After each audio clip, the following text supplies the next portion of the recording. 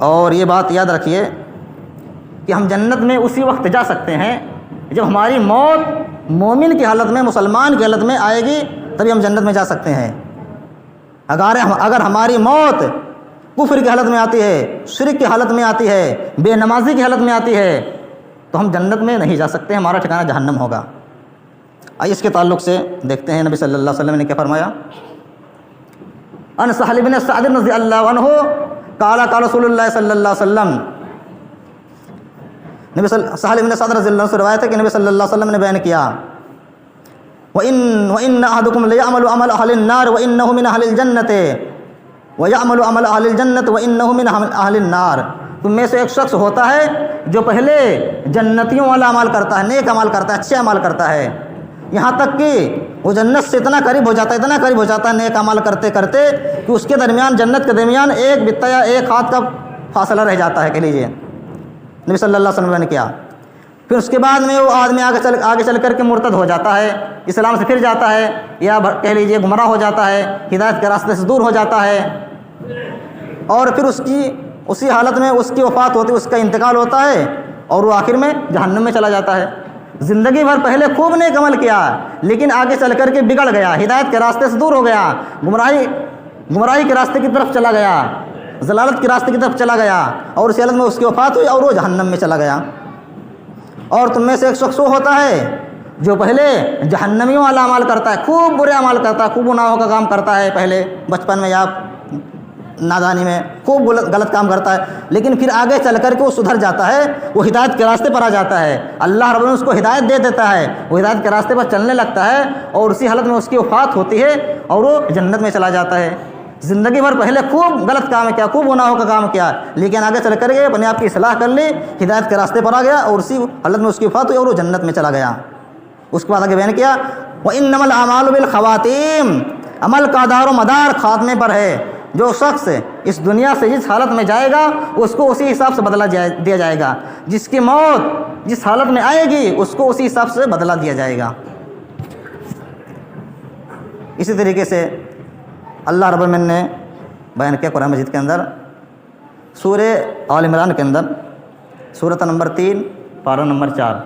پارے کا نام ہے لن تنالوا البر حتى تنفقوا مما تحبون،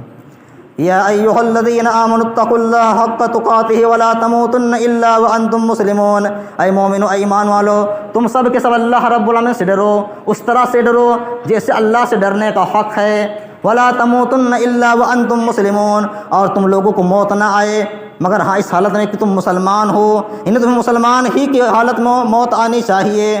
یہ اللہ نے واضح کر دیا کہ اللہ نے تمہیں مسلمان بنایا ہے، مومن بنایا ہے، تو تم اللہ سے ڈرو، اور جب ایک دن مرنا ہے تو مسلمان ہو کر کے ہی مرو۔ اسی طریقے سے حضرت ابراہیم علیہ السلام اور حضرت یعقوب علیہ السلام، ان دونوں نے بھی اپنے بیٹے کو اسی بات کی وصیت کی تھی، جیسا کہ اللہ رب العالمین نے سورہ ال عمران کے اندر ذکر کیا اس چیز کو، سورہ بقرہ کے اندر سورۃ نمبر 2 پارہ نمبر بھی 1 ہے، الف لام میم کے اندر، وَوَصَّىٰ بِهَا إِبْرَاهِيمُ بَنِيهِ وَيَعْقُوبُ يَا بَنِيَّ إِنَّ اللَّهَ اصْطَفَىٰ لَكُمُ الدِّينَ۔ یاد کرو اس وقت کو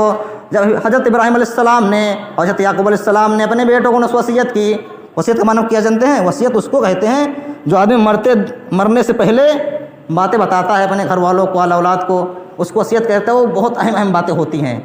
تو اللہ نے بیان کیا، یاد کرو اس وقت کو جب حضرت ابراہیم علیہ السلام نے اور حضرت یعقوب علیہ السلام نے اپنے بیٹوں کو وصیت کرتے ہوئے فرمایا، یا بنی ان اللہ اصطفیٰ لکم الدین، اے میرے بیٹو، اللہ رب العالمین نے تمہارے لیے اسی دین کو پسند کیا ہے، اسی اسلام کو تمہارے لیے منتخب کیا، پسند کیا ہے، لہذا تم اسی اسلام پر چلنا، اسی مذہب پہ چلنا، ولا تموتن الا وانتم مسلمون، اور تم سب مسلمان ہو کر کے ہی مرنا۔ یہ اللہ نے بیان کر دیا۔ تو اب سوال یہ ہے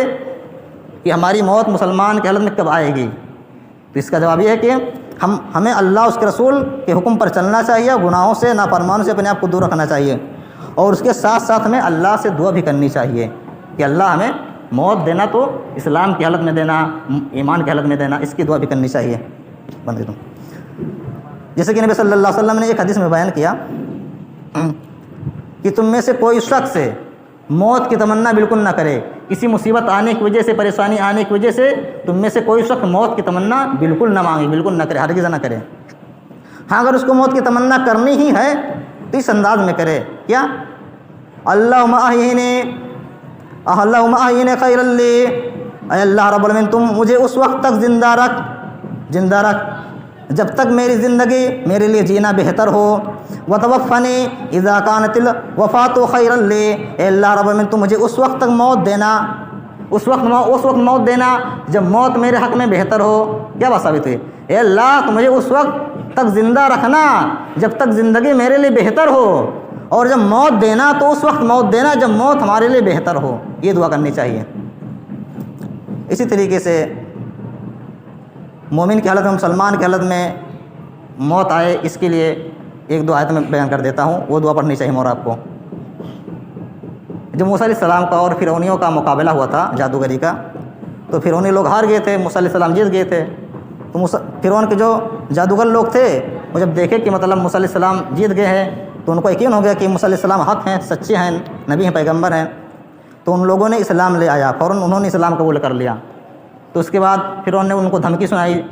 جادوگروں کو کہ تم نے مجھ سے پہلے تم لوگ ایمان لے ان پر، اب میں تم لوگوں کو قتل کر دوں گا، تمہارے ہاتھ پیر کاٹ دوں گا، تمہیں سولی چڑھا دوں گا، دھمکی سنائی فرعون نے۔ تو جادوگروں نے کہا نہیں، اب تم مجھے جو کرنا چاہو کر دو، اب ہم لوگ اسلام سے نہیں پھر سکتے ہیں۔ اور اس وقت انہوں نے یہ دعا مانگی۔ اس دعا کا ذکر اللہ رب العالمین نے سورہ اعراف کے اندر کیا ہے، سورۃ نمبر 7 پارہ نمبر 9۔ پارے کا نام ہے قال الملأ الذین استکبروا ربنا افرغ علینا صبرا وتوفنا مسلمین، اے اللہ رب العالمین تو ہمیں اس وقت موت دینا یعنی مسلمان کی حالت میں موت دینا، ربنا افرغ علینا صبرا وتوفنا مسلمین، اے اللہ رب العالمین تو ہم پر صبر اور استقامت کے دہانے کھول دے، ہمارے اندر صبر کا مادہ پیدا فرما دے، اور مسلمان کی حالت میں مجھے وفات دینا، مجھے موت دینا۔ اسی طریقے سے حضرت یوسف علیہ السلام ہیں ایک نبی، انہوں نے بھی اللہ سے اسی طریقے دعا مانگی ہے اللہ رب العالمین سے، جس کا ذکر اللہ رب العالمین نے سورہ یوسف کے اندر کیا ہے، سورۃ نمبر 12 اور پارہ نمبر 13۔ پارے کا نام ہے وما ابرئ نفسی ان النفس لامارۃ بالسوء الا ما رحم ربی، فاطر السماوات والارض، اے آسمان زمین کے پیدا کرنے والے، تو ہی میرا دوست، انت ولی فی الدنیا والآخرہ، تو ہی میرا دوست ہے زمین کے اندر بھی اور آسمان میں بھی۔ اے اللہ رب العالمین، اے آسمان زمین کے پیدا کرنے والے، تو ہی میرا دوست ہے اس دنیا کے اندر بھی اور آخرت کے اندر بھی۔ توفنی مسلموں، اے اللہ تمہیں مسلمان کی حالت میں وفات دینا، مسلمان کی حالت میں موت دینا، والحقنی بالصالحین، اور ہمیں نیک لوگوں میں شمار کر لینا، میرا شمار نیک لوگوں میں کر دینا، مجھے نیک لوگوں میں ملا دینا۔ یہ دعا حضرت یوسف علیہ السلام نے کی ہے، اس لیے اس طرح کی دعا ہمیں بار بار اللہ سے مانگنی چاہیے، اللہ سے کرنی چاہیے۔ تو یہ تو میں